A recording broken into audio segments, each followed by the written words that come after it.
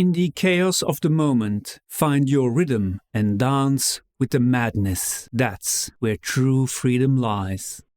Olidammara, the likable scoundrel, the bard of the gods, but more in the spirit of an adventurous bard who revels in life's pleasures with a cunning twist. He loves revelry and believes that you should reach out and grab life with both hands, that a life without fun isn't worth living, and gold does more good when it is spent than when it is hoarded. Ever shifting in form and gifted with strange magic, he allows himself to be understood only long enough for you to feel at ease, then upend everything and delights in the chaos that follows. Beloved by the common folk, beggars and jesters alike, he is also revered by adventuring bards, rogues and those who embraced life to its fullest.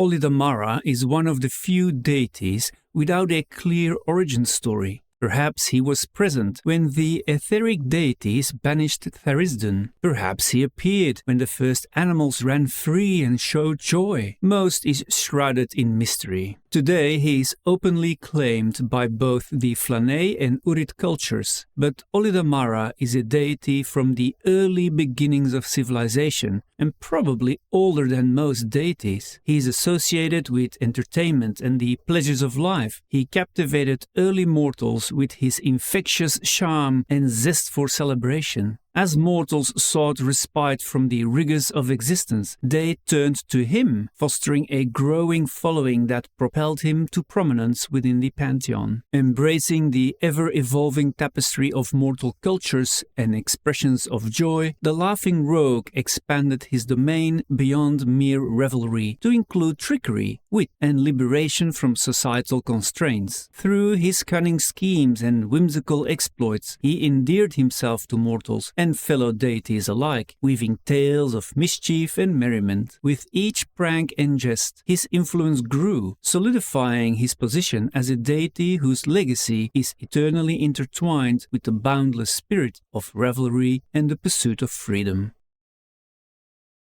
Olidammara's natural appearance is a young man of medium height, with a slender build, olive skin, merry green eyes, chestnut hair, and a dashing beard. He typically wears high leather buskins, cloth pants, a leather vest, and an ornate ring. In addition, he has a magic mask that lets him change his appearance and often disguises himself to look like a tinker or peddler, a fop, a young mercenary, or a fat merchant, but rarely anyone who is old. Green and gold are his favorite colors, and he likes to use one or both of these tones even when disguised. When using his natural appearance or when in a suitable disguise, he carries a musical instrument, most often a lute or cantil. With this instrument, he has charmed talismans from demons, built majestic palaces, and conjured bizarre illusions to please crowds of thousands. His infamous rapier swings on his belt, although at any time he may be carrying just about any weapon common to a swashbuckler type.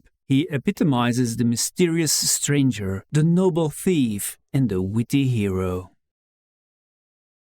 Olidammara is a friendly being and holds no grudges against other deities, despite past conflicts where he was caught in the act. As an ages-old but young-feeling god, he knows that things change over time, and anger often cools to form fond memories, just as an annoying song sticks in the mind until it becomes a favorite. Because of this, he is sometimes used as a go-between for rival deities not on speaking terms, although he is always fighting the temptation to fiddle with the message before he delivers it. Olidammara gets along well with wandering deities such as Farlangen and the forest goddess Elona, also known as Elenestra, with whom he shares a love of unspoiled spaces. His favorite deity is the Iridian goddess of chance, good luck and skill named Rud, who ascended to divinity with the help of the laughing rogue. She is a perfect companion to Olidammara. He is also on very good terms with Myris, the Flan goddess of love, romance and beauty, and the stories say he often keeps her company.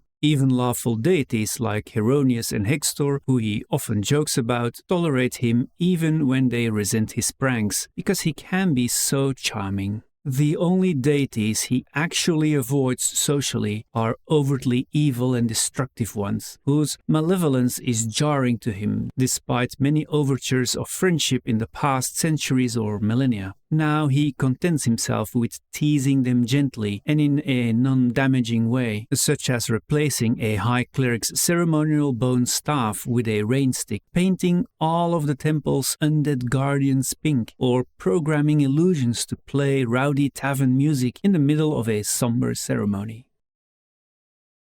As the patron of thieves and beggars, his teachings veer away from petty theft or exploitation of the poor, instead advocating for wealth acquisition from those who can afford the loss. His philosophy often embodies the notion of robbing the rich, hosting a grand celebration, and inviting the less fortunate. However, he perceives efforts towards thievery as a challenge to his skills, occasionally leading him into troublesome situations. In his capacity as a god of music, Olidammara is the favorite of bards, although overall he prefers music enjoyed by the common folk over formalized tunes used for court occasions. He teaches that one must invoke revelry, be quick with a joke and minor magical trick, taking delight in entertaining others, be it a child or a charming barmaid. Renowned as the laughing rogue, the god of wine and other fruity spirits, he emphasizes that one must enjoy and appreciate the finished product over its production. Nevertheless, he encourages the faithful to maintain an appreciation for nature's gifts, and also reveling in light music and storytelling in serene woodlands as much as in bustling city slums. At the heart of Olidammara's teachings lies a fervent belief that life is meant to be savored and enjoyed fully. For a life of misery and boredom is a life wasted. Mortals should laugh and enjoy the company of friends, and the playing of music, taste of good food, and the drink of good wine. He exhorts his followers to treat music as a sacred art, to embrace humor and laughter even in challenging times, and to avoid misery, temperance, and solemnity, which he deems as toxic to the soul. Furthermore, he encourages occasional mischief, not for its own sake, but to add excitement to boring lives and rattle the self-built cages of materialists.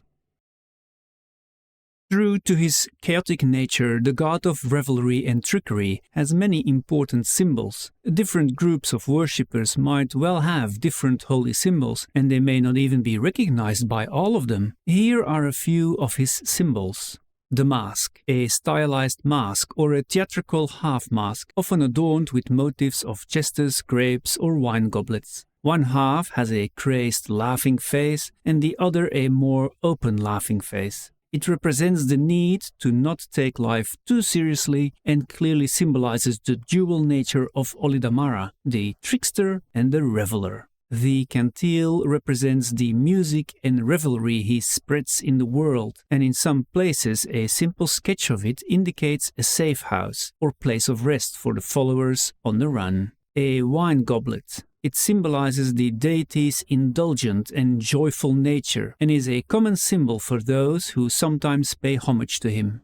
A magical-looking ring of fluid design, symbolizing the god's own great ring of protection. Within the design of the ring one can spot a goblet, a musical element, or grapes, or any other element that is attached to his faith. Many of his faiths purchase or otherwise acquire magical rings as symbols of their faith. The number 9. This number is seen as a lucky or protective number and stems from a tale of the deity's imprisonment by Zagig. In some cases, the cantil symbol and the number 9 are combined. For example, a 9 rune with strings, or a cantil that looks much like a 9 rune. Clerics prefer 9-sided summoning diagrams, and so on. A few odd individuals even count themselves lucky if they lose a finger on some caper, leaving them with only 9 fingers, drawing a parallel between themselves and the god.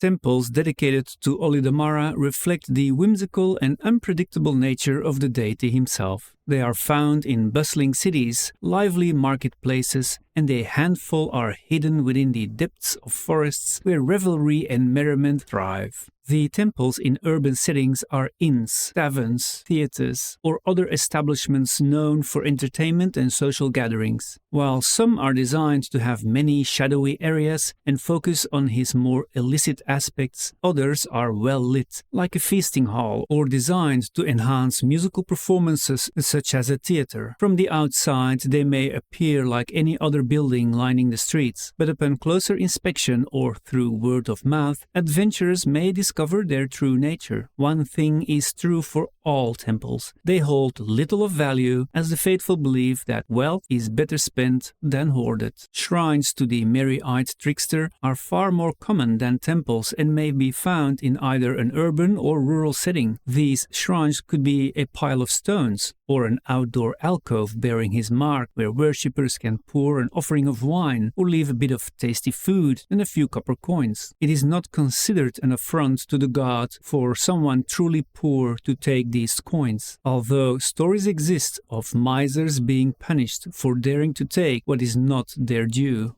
Some shrines are in hidden glades, secluded sanctuaries that offer a retreat from the bustle of city life, providing a tranquil environment for meditation, reflection, and revelry. Followers may construct makeshift shrines adorned with colorful ribbons, masks, and other symbols of the deity amidst the trees and foliage. The temple regularly hosts celebratory rituals and festivals to honor Olidammara. These events often involve music, dance, feasting, and performances of all kinds. Whether it's a raucous street parade, a comedic play, or a grand masquerade ball, followers gather to revel in the joyous spirit of the deity. The temple bursts with vibrant color and lively chaos, adorned with banners of red and gold. The air is thick with the scents of spiced wine, roasted meats, and incense, mingling with the sound of laughter and lively music played on lutes, pipes, and drums. A beloved tradition is the Song of the Mask, where worshippers don intricately decorated masks and perform improvisational songs and dances. The masks, symbolizing Olidammara's many guises, are later hung on the temple walls as offerings.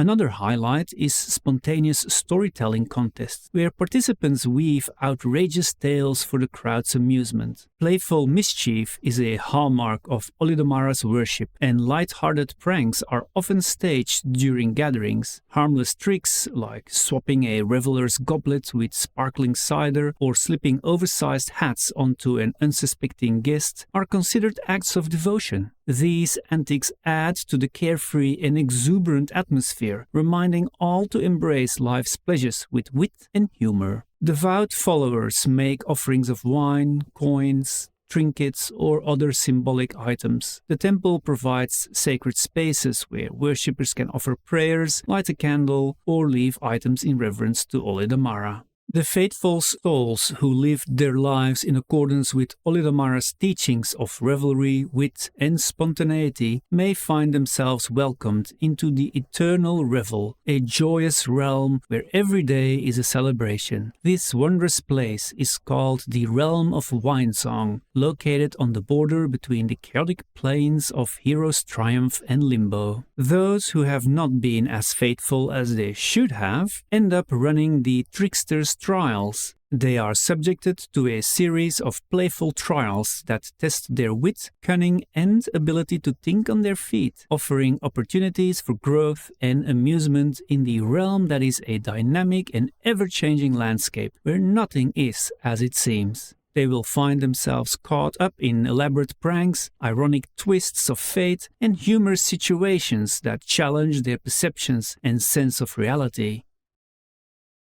These are the anathema of the faith: waste good food and drink, engaging in theft or deception without finesse or style, imposing strict rules, routines, or order that stifle spontaneity and improvisation, voluntarily abstaining from joy, pleasure, or indulgence without reason, deliberately betraying the trust and camaraderie of friends or allies. These are the beliefs of the faithful. Embrace joy and spontaneity. Only by enjoying life as a grand celebration, embracing the unexpected twists and turns of fate with open arms, seeing the absurdity and irony in it, will one find the greatest reward. Cultivate creativity and wit. Expressing yourselves through art, music, storytelling, and clever pranks will allow you to navigate the complexities of life with grace and style. Finding joy in the act of creation and the thrill of outsmarting adversaries will bless your own progress to enlightenment. Thievery and trickery. Through engaging in acts of mischief and thievery, followers aim to gain deeper insights into the nature of the world and their place within it, seeing trickery as a means of uncovering hidden truths and challenging conventional wisdom.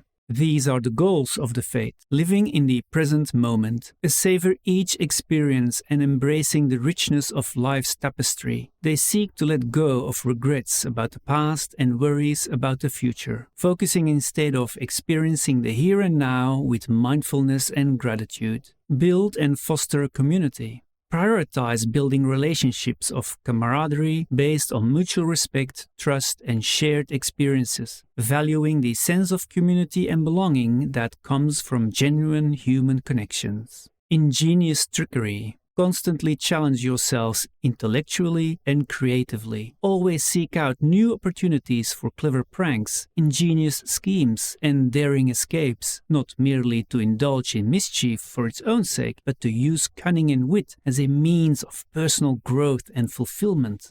These are some of the everyday sayings of the faithful. A cage of gold is still a cage. A man surrounded by valuable things might think he is happy, but if he cannot leave his home for fear of his possessions being stolen and cannot touch them for fear they might break, he is not actually happy. Take the man's things, so he is no longer bound to them and can be free to live as nature intended. Hoarded gold is no treasure. A man who lives alone with all his money in a vault is poorer than a penniless man surrounded by merriment. What is the point of money and fine things if you cannot use them to bring you happiness? Better to spend your gold on food, wine, and music than to let your mouth, ears, and mind go numb from nothingness. One hand in the trap, one hand on the bottle. This is used to celebrate the specific adventurous and often chaotic lifestyle of one who is or should become a follower of the laughing rogue. It's the acceptance that a life of true freedom and joy is messy and a good trickster doesn't just endure the consequences, they celebrate them with drink and a laugh,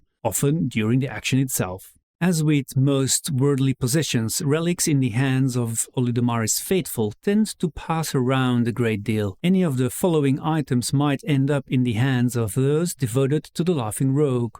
Olidammara occasionally lends this relic to mortals or allows it to be stolen for a time. The cantil will significantly boost anyone's performance attempts if they are skilled enough in the first place. In the hands of a skilled user, it is rumored to produce several magical effects, such as rally a whole army or suppress a rebellion. Olidammara can call the cantil to his person at any time, even across planar boundaries.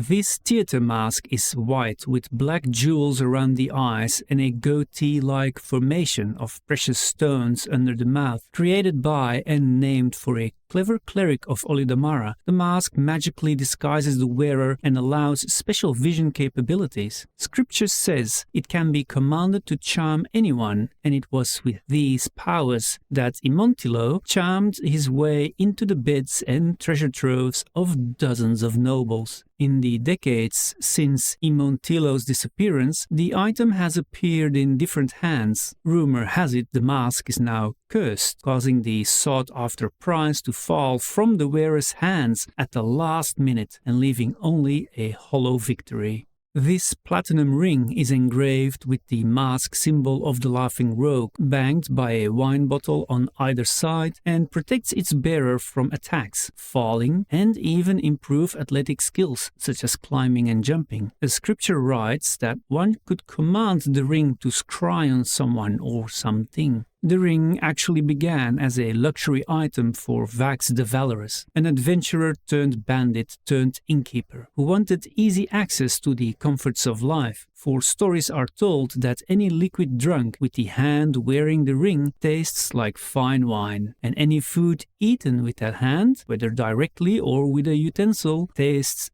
excellent, allowing the wearer to drink foul water and eat spoiled meat. Thanks for watching, and consider leaving a comment, like the video, subscribe and share it on other platforms. An extra thanks goes to those who have joined the Grey League through my website, where you can also find the video transcripts and many other articles. The link is in the description. Now, take care and see you in the next one.